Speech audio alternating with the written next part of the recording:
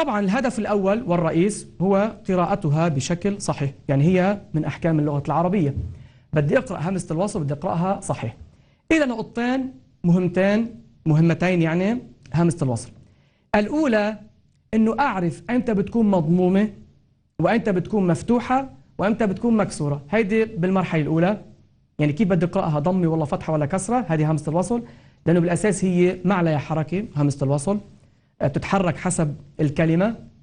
النقطة الثانية، إذا بدي ابتدئ فيها ما ببتدئ عادة بالسكون.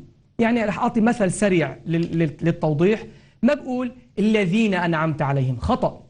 اهدنا الصراط المستقيم، خطأ. بدي أقول الذين، بينما باهدنا بقول إيه؟ اهدنا. هذا مثال، طبعا رح نحكي بالتفصيل. فإذا بدي أوضح بهذا الحديث نقطتين.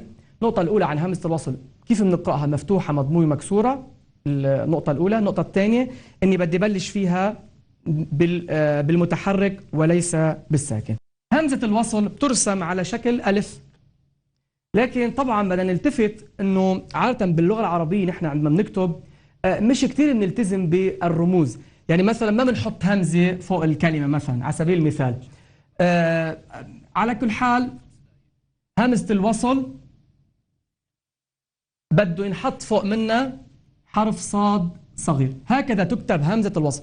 يعني هيدي إذا أنا بشوفها عادة ما بقول عنها همزة وصل، بقول عنها مدة. يعني مثلا مثل السماء، السماء هيدي مدة، ألف مدية.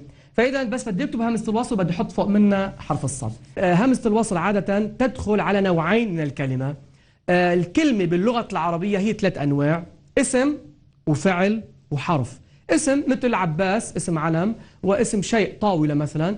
الفعل مثل أكل، يأكل، يمشي، ضرب، إلى آخره. الأحرف اللي هي إن، لما، ليس، لعل، في، هذه بنسميها أحرف باللغة. همزة الوصل بتفوت على الأسماء وعلى الأفعال.